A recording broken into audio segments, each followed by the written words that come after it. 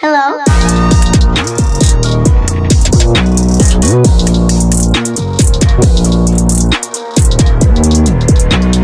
Purchase your tracks today.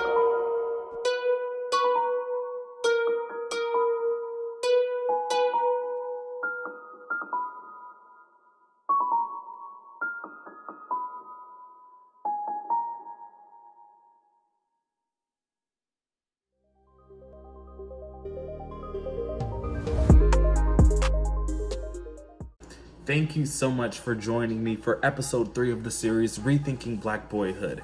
Now, before we get started with today's episode, if you haven't watched the other 2 episodes, I highly recommend you stop what you're doing right now, click on my page and watch episode 1 and then episode 2, and then come back to this one. Episode 2 is a little long, but I promise it's worth it. In this episode, today we're really just going to be looking at some picture books, and we'll look at 2 picture books and 1 novel, and we'll kind of talk about how these 3 books are representing Black boys. The first thing I did when starting this project is I grabbed a bunch of books that had Black boys as the protagonists, or stories centered around Black fatherhood, or the experiences of Black fathers and sons. You may be thinking, how many books?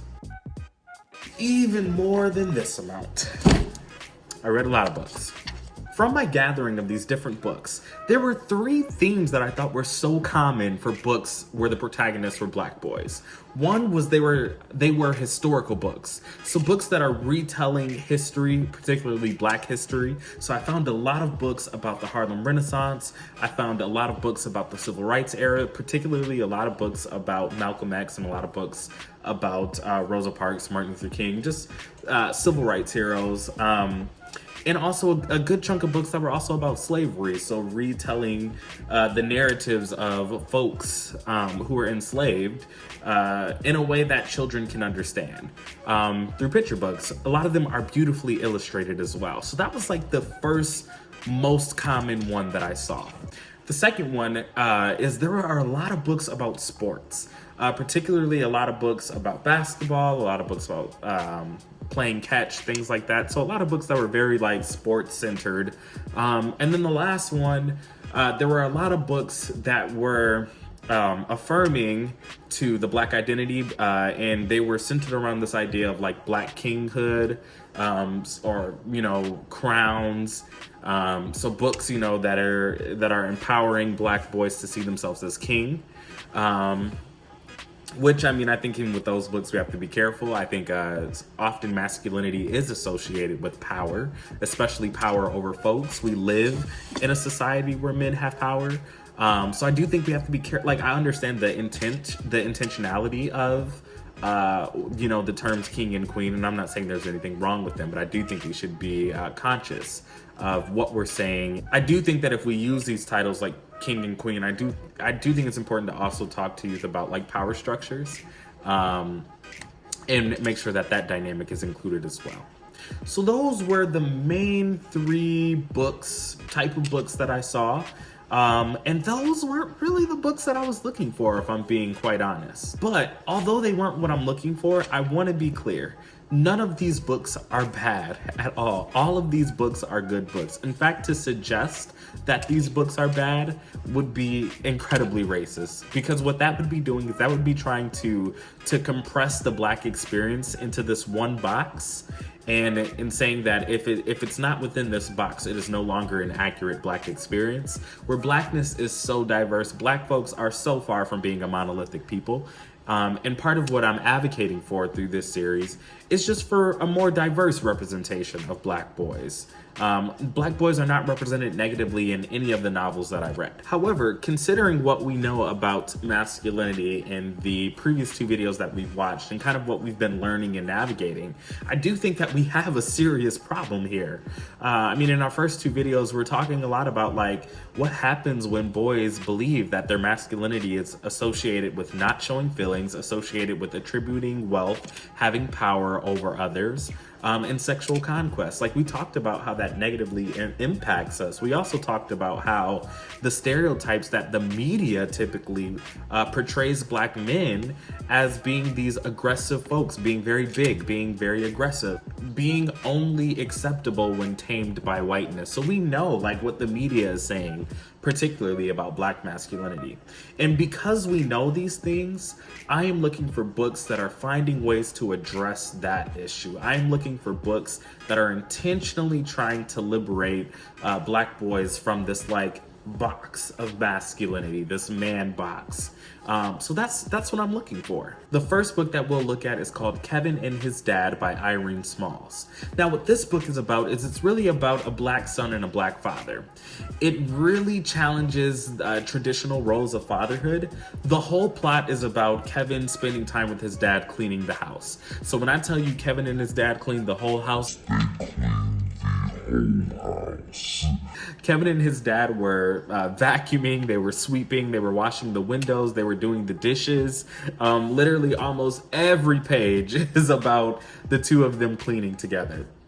One thing before I get too deep into it, what I really love about this too is that it's really challenging this exhaustive and tired myth of the missing Black father. So the media particularly always paints this picture of this Black father that is absent. In Black America, the reality of being fatherless is perhaps most painful. 73% of all Black babies are born out of wedlock. Experts say there's a crisis when it comes to Black fathers in this country.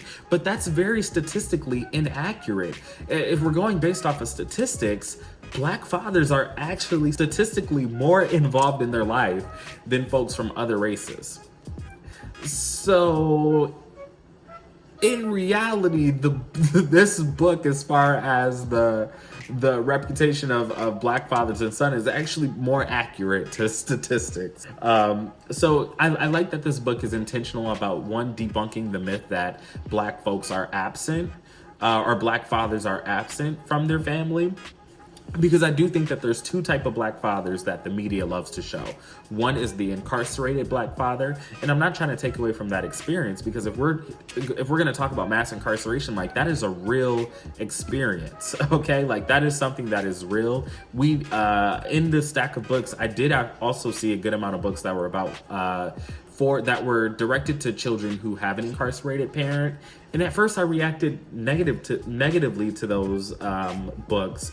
But also I had to read an author's note to realize that, like, mass incarceration is a huge issue, and that means that there are a lot of children with incarcerated parents. So those books are also equally important.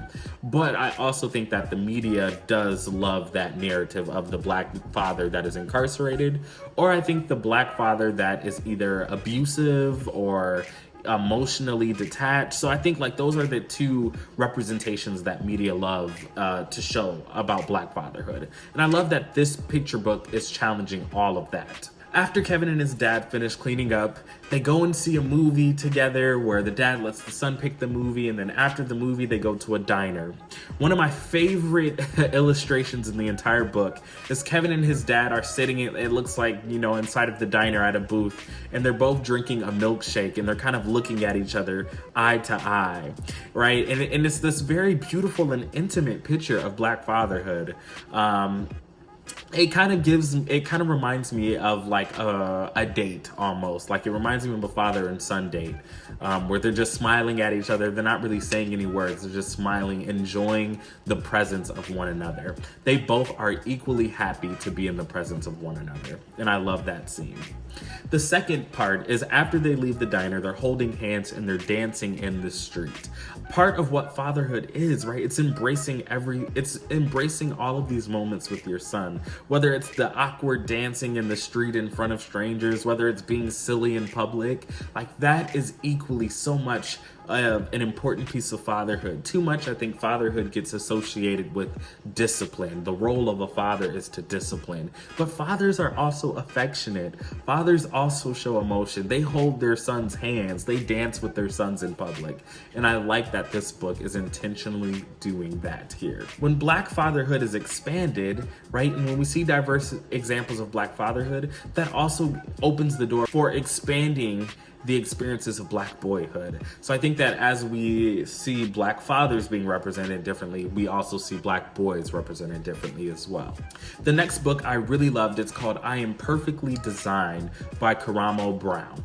So this also is another book that's kind of going against this myth of the absent Black father. The entire book centers a Black boy and a father, and really it's all about affirming that this child is perfect the way they are. As discussed in previous videos, it often seems like the emotion that we're most comfortable with Black boys showing is aggression. When they are showing aggression in sports, when they're showing aggression in their play, we are very comfortable with those emotions. The emotions that we're uncomfortable with are when Black boys express sadness, when they express feelings of confusion.